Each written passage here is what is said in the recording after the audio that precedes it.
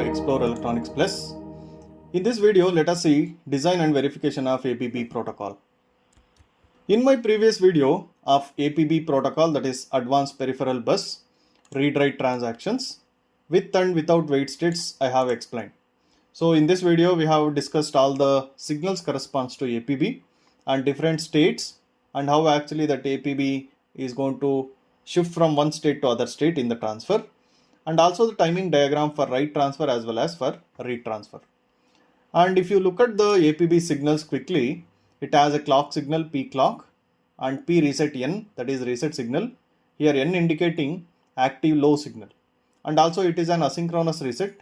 It means whenever the reset becomes low, the reset of the system happens. It will not wait for the clock event to occur.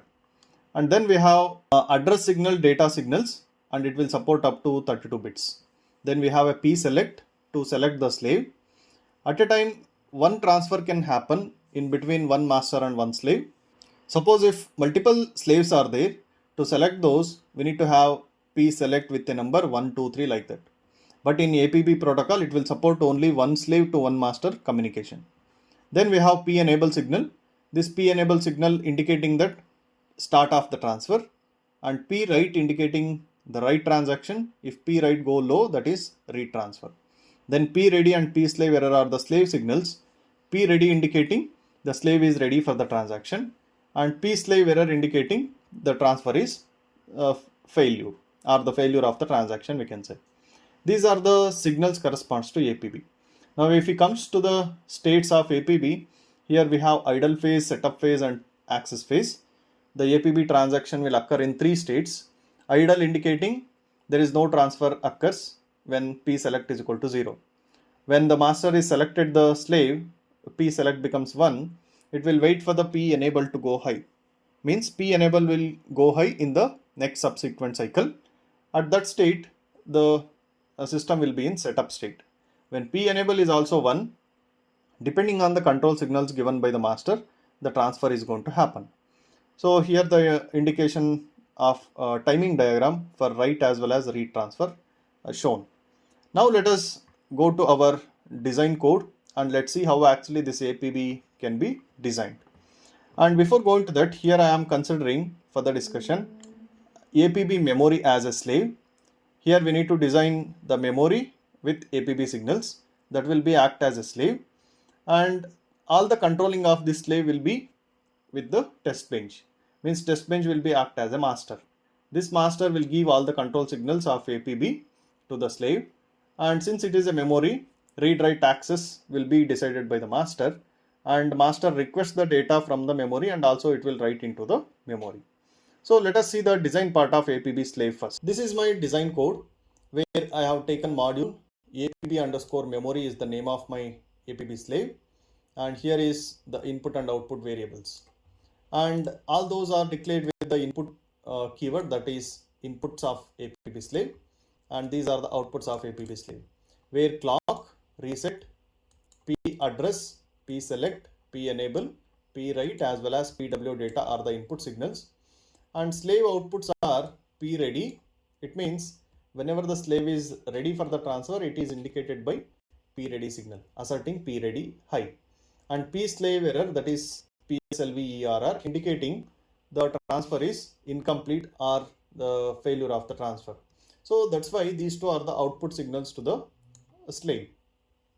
And then we have PR data, this signal for giving the data back to the master when it is requested. This temp is a temporary output variable which I have declared here just to verify the transactions. This is not at all required. Then comes memory declaration. Here I have declared a 32-bit memory of size 32 locations. So 31:0 mem, 31 down to 0 with reg indicating a memory. Then comes the different states of APB declaration. Here we have 3 states: idle, setup as well as access. So while the write or read transfer occurs, we need to move from idle to setup, setup to access. So these 3 parameters are constants indicating the 3 stages of APB transfer. Then we have a present state indication and the next state indication signals. Present state, it means the current state of the transaction, next state indicating which is the next state of the transaction it is going to occur. These are helpful in moving from one state to the next state. Then comes the logic for reset as well as transition in states. You can see here always at positive edge of P clock or negative edge of reset. We are going to check the reset as well as the state transition. Positive edge of P clock indicating whenever the positive edge of clock comes, this will be executed, or negative edge of the reset comes, this will be executed. Since we have a asynchronous reset signal with respect to clock, first we need to check for reset is 0 or not. If it is so, we need to say our present state is idle state, and also the next state is my idle state itself. Why? Because we are in reset. When we come out of the reset, the present state becomes the next state. What is the next state? That is setup state. So let us see the logic what is there in different stages now. Always at star, it is indicating whatever the input signal changes, this states of cases is going to be exercised once. Case present state. When my present state is idle, what happens? Idle state means whenever the reset is there or P select is equal to 0. So since we are in idle state, we need to look for whether P select becomes 1 or not. If P select becomes 1 and P enable is also 0, it means we can go to the next phase, that is setup phase. That's why the next state becomes setup now. In the setup phase, I am checking my P select is already 1. So I need to check for P enable is also 1 or not. If P enable is 1 and P select is also 1, then we need to set the P ready as 1.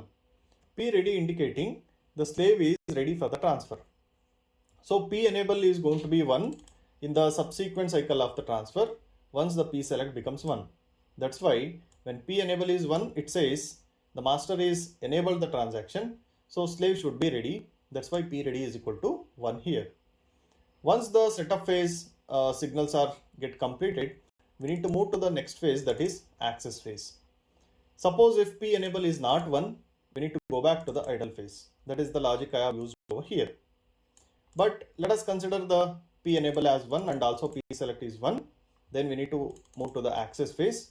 In the access phase, we need to look for the control signals, like whether it is a read request or the write request from the master. That's why if P write is equal to 1, suppose write transfer is the master signal, then we need to say the data whatever there in the APB write data signal, that should be our data written into the memory. Mem of P address is equal to PW data. This PW data already available from the setup state itself, but the writing of the data happens after the access phase itself. That's why PW data will be assigned to the corresponding address of the memory over here. And here I am taking one more variable like temp and also reading the data from the same memory location. So it is just to confirm that this write has going to be happened after the access phase. And we are indicating P slave error is equal to 0 here. It says there is no error in the transaction is get completed. Suppose if read is the request from the master, this else part going to be executed. In the else part, what happens? Whatever the requested data with respect to the address, mem of that particular address will be given to the PR data. PR data indicating read data. So that read data will get the value with respect to the address which the master is requested. And here also for the cross-checking purpose, I am taking into the temporary variable. Here the expectation is that PR data and temp will be same. And here in the access phase, whenever the write request come, PW data is already available from the setup state itself. To check whether it is writing into the memory or not, here we are verifying in the temp register. And then this is the access phase when P write is equal to 1 or P write is equal to 0. If P enable is 0 and RP select is 0, in case select or enable becomes 0, what happens? It will go back to the idle phase. It will start from the idle, then setup and then access. And that time P ready will be 0. So this is the logic which I have written for the APB slave. So now let us see with respect to the waveform is concerned, and let us try to understand more how actually it will work. So initially at 0 simulation time, you can see my clock is starting and P enable and all the other signals are 0, and my reset signal is 0. This reset signal 0 indicating that system is at reset state. At P reset is equal to 0, up to this clock cycle, all the values will be the default values. And the state, you can see the next state and the present states are 0 itself. When we come out of the reset, you can see over here, it will wait for the next positive edge of the clock to come. And in this positive edge of the clock, we are making P select is equal to 1.